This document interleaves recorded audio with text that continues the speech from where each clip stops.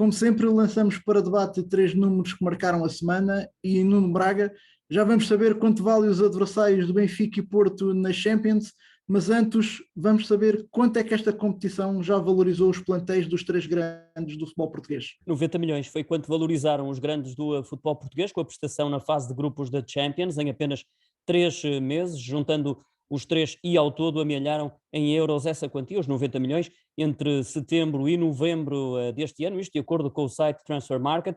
O Benfica foi quem mais cresceu em termos de valorização, mais de 59 milhões, segue-se o Sporting com valor acima dos 15 milhões e meio de euros e, por fim, o Futebol Clube do Porto a curta distância dos Leões, com uma valorização que superou os 15 milhões. E Nuno Vinha, na semana passada tínhamos falado do cheque que a UEFA passou para os 3 grandes por aquilo que amealharam na fase de grupos. Esta valorização de 90 milhões é um espelho daquilo que foi essa boa prestação das equipas portuguesas nos primeiros 6 jogos da Champions, apesar do Sporting não ter seguido em frente. Olá, em primeiro lugar, cumprimentar a todos, o Jorge, o Nuno e a ti também, Rodolfo. Sim, é claramente um reflexo disso, um bocadinho desproporcionado, porque a valorização dos jogadores do Benfica, neste caso, representa quase o dobro dos outros 2 juntos. Eu até arriscaria a dizer que parte desta valorização se deve ao António Silva, em alguma medida ao Enzo e também ao Neres, o David Neres. Portanto, são jogadores que, obviamente, chamaram a atenção, que estiveram bastante bem na competição. O António Silva até tem, a julgar pela imprensa desportiva portuguesa, tem tido até uma atenção especial por parte de emblemas em Inglaterra, que obviamente estão até habituados a pagar bem pelos jogadores nacionais, especialmente os mais jovens. Mas eu diria que sim, a chegada ou a concretização desses objetivos por parte do Benfica e do Porto de chegar aos oitavos de final, e com algumas hipóteses até fundadas nos 2 para passarem eventualmente até aos quartos de final, se faz com que estes plantéis até continuem a valorizar, se estes jogadores em causa se mantiverem a partir de fevereiro, que é quando retoma a competição. E Jorge Faria Sousa, toda esta valorização dos jogadores dos 3 grandes, e neste caso dos plantéis que temos visto, por um lado é bom para o futebol português e para os clubes portugueses, mas ao mesmo tempo pode ser um risco, porque tal valorização há mais exposição para os tais tubarões do futebol europeu e com isso arriscarem uma saída precoce dos clubes. Sim, boa tarde, Rodolfo, cumprimentar os 2 Nunos. Obviamente que os 3 grandes têm que estar, e portanto por isso é que é muito importante o facto do Sporting, infelizmente não foi possível seguir em frente, mas lutou, apesar de tudo, num grupo extremamente equilibrado, lutou até ao fim pela permanência nas competições europeias e lutou pela fase de grupos, pelo apuramento para os oitavos. O Porto e o Benfica seguiram para os oitavos e foram ambos primeiros classificados em cada um dos seus grupos, e isso é fundamental, porque esta é claramente, falaremos na segunda parte, uma outra montra para os clubes indiretamente, mas a verdade é que a grande montra do futebol mundial é a Liga dos Campeões.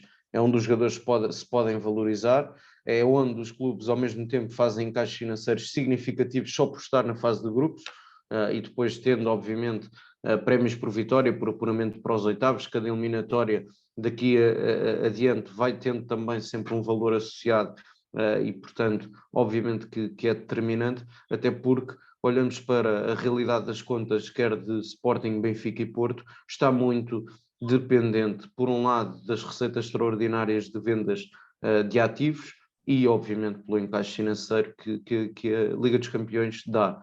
Neste caso, o Sporting, como sabemos, apesar de manter grande parte do seu 11 titular, a verdade é que aparecem 3 nomes que eu acredito que se tenham valorizado: Morita, Marcos Edwards e Manuel Ugarte. Provavelmente serão muito estes que levaram a esta valorização. No caso do Benfica, o Nuno já falou, como casos de Enzo Fernandes, até eu acrescentaria o Gonçalo Ramos e o António Silva, mais até do que, na minha opinião, o David Neres. Acho que o Gonçalo acabou por ser muito importante desde o início de toda a caminhada. No Porto, acaba por ser um plantel que, apesar de ter tido algumas saídas na última temporada, olhamos para este 11 e são grande parte dos jogadores já vinham da época passada e, portanto, tem tido essa estabilidade. Acredito que provavelmente o Eustáquio tenha sido um jogador que, estando a ganhar peso dentro do plantel, se tenha valorizado, o próprio PP, de resto acaba por ser... O Diogo Costa. Diogo Costa, uma grande valorização, mas de resto acaba por manter grande parte daqueles que já faziam parte do plantel na última temporada.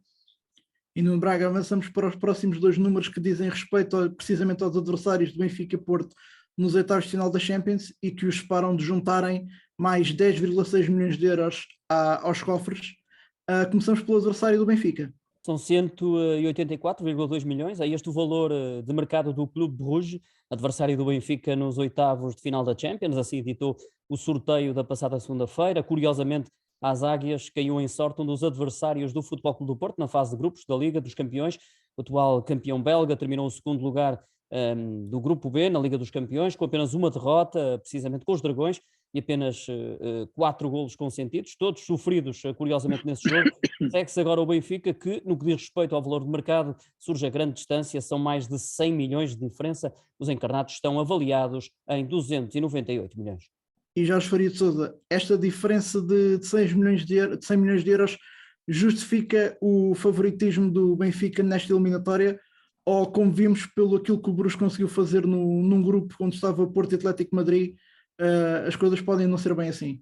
Eu acho que apesar da fase de grupo extraordinária que os belgas fizeram, ficando em segundo lugar no grupo do Futebol Clube do Porto, Atlético de Madrid e Leverkusen, deixando o Leverkusen para a Liga Europa, e o Atlético de Madrid foi uma das grandes ilusões da prova, ficando em quarto lugar e fora das competições europeias, mas a verdade é que, na minha opinião, o Benfica tem a obrigação de passar, é mais equipa, tem melhor treinador, é um plantel mais forte.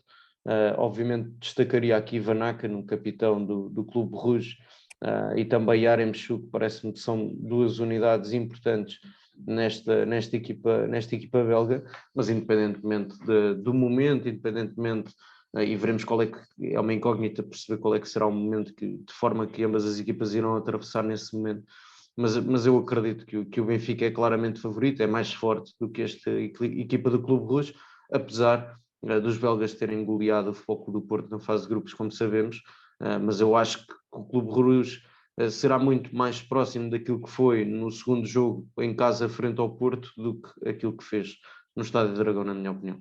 Não adivinha, e desde com esta consideração do Jorge Faria de Sousa, o Bruges que o Benfica vai enfrentar será mais o Bruges que o Porto derrotou na Bélgica do que aquele que foi derrotado no Dragão? Olha, 2 notas. A primeira, muito cuidado com os belgas. Em maio de 83, o meu primeiro jogo a ir ao Estádio da Luz foi a final na altura da Taça UEFA entre o Benfica e o Anderlecht, e a coisa não correu nada bem.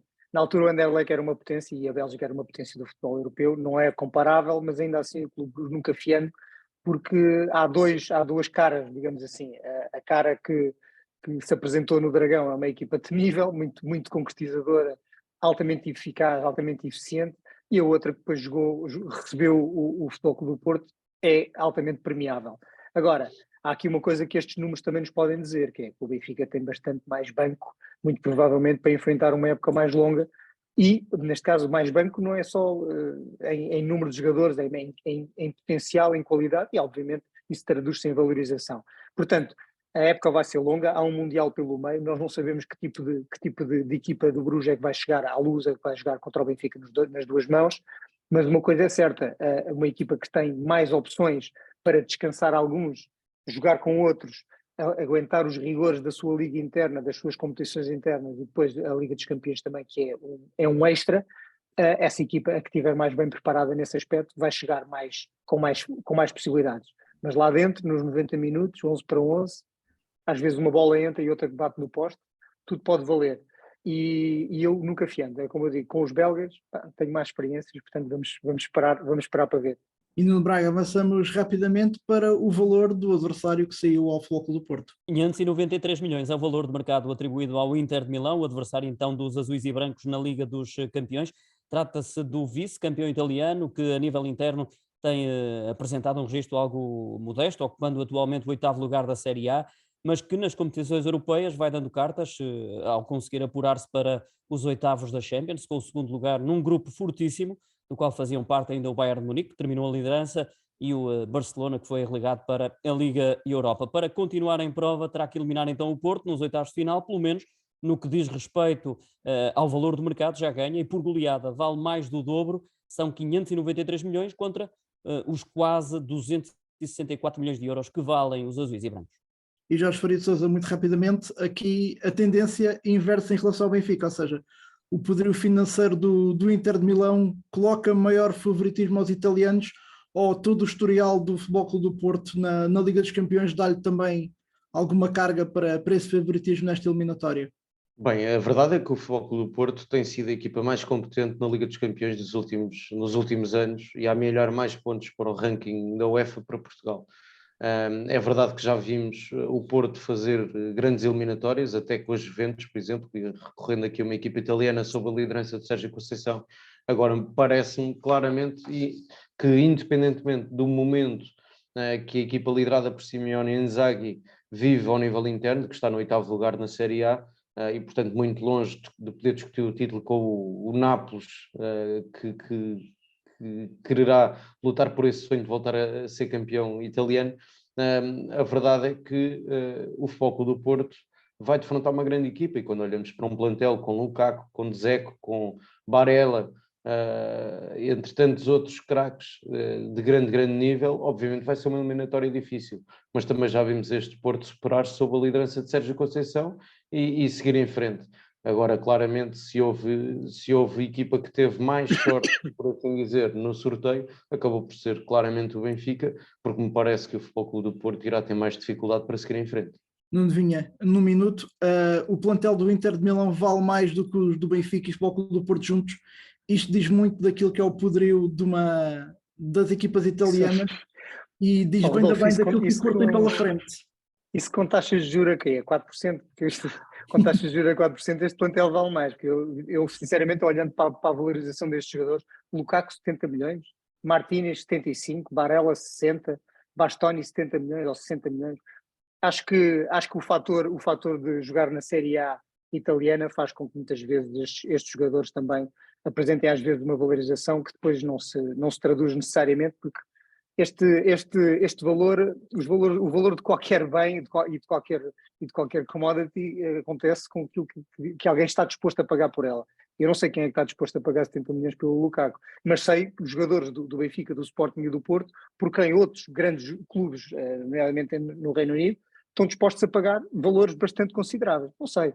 Acho que pode haver aqui um fatorzinho de alguma inflação, digamos assim, deste um bocadinho inflacionado. Não acredito que este plantel do Inter valha aquilo que vale conjuntamente o Porto e o Benfica. Não acho que seja. Em termos de valor, não me parece. Nuno Braga, agradeço mais uma vez a tua presença neste jogo económico. Voltarás numa próxima edição. Desse lado, já sabe, não perca a segunda parte já a seguir, onde vamos abordar todas as polémicas em redor do Mundial do Qatar 2022.